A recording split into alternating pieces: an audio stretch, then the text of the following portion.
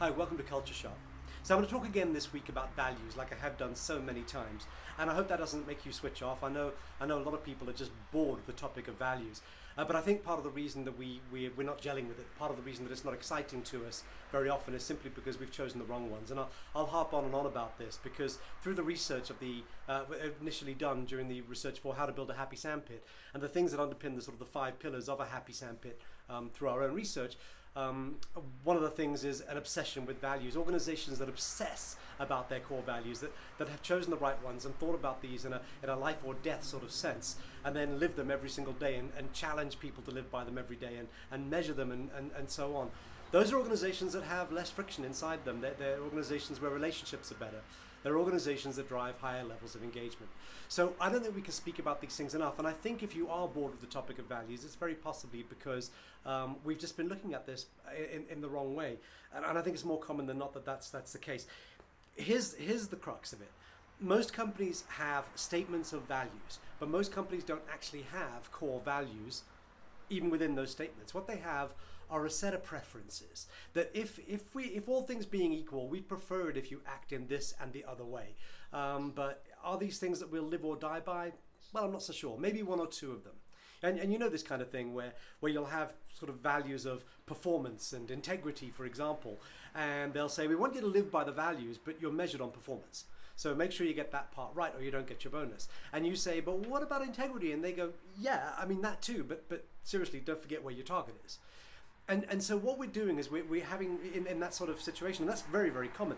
We have sort of preferences. We prefer people to act with integrity, but given the option, we'd far prefer them to deliver performance, because ultimately we've set ourselves stiff growth targets. Our bonuses are linked to those, their bonuses are linked to those. Everybody's better off financially and so on if we just get that stuff done. And if it means some other things fail and fall apart, fall by the wayside along the way, well then that's just something we're willing to put up with.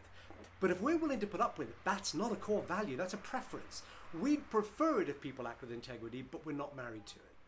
And because of that, what happens is we have this very bland, mediocre set of values guiding a very bland, mediocre experience. And when you start to have a conversation about core values, people go, oh, not that one again. That is so boring. It doesn't mean anything to us. Because it doesn't mean anything to them. And that's a problem. It's not the values that are wrong, or it's not the concept, rather, of values that are wrong. It's specific values that you've chosen. They're not galvanizing. They're not driving people. They're not inspiring people. They're not creating great excitement. And they're not creating clarity. That's perhaps even more important. They're not creating clarity around what's right and what's wrong. Your values, when you've chosen them correctly, such that they are things that define what you will literally live or die by. The things that you will sleep well at night or stay awake all night tossing and turning if you're either in alignment with your values or out of alignment with your values.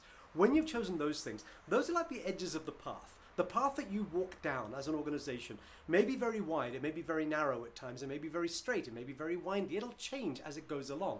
But the values are the edges of the pathways. If you step off the path, you know you're on the wrong path. There's no black or there's no shades of gray, rather, it's black or white. This is who we are, this is what we believe, this is how we act, this is how we reduce the amount of friction by being able to assume things about one another and park some expectations, knowing that we can just safely count on those.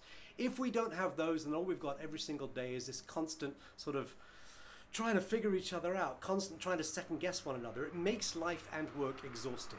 A set of values that has been chosen correctly, that defines you, like in a really, really deep and meaningful sense, a set of values that you'd be willing to live or die by, those are real core values.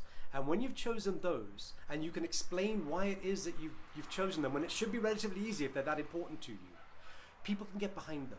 When they can get behind them, you are all able to obsess about them a little bit. And when you obsess about them, values are not a boring conversation. They're the sexiest conversation you'll ever have. It's really flat out cool when you see organizations that get this stuff right. That's food for thought for me anyway. I hope it's food for thought for you for this week, and I wish you a very good week.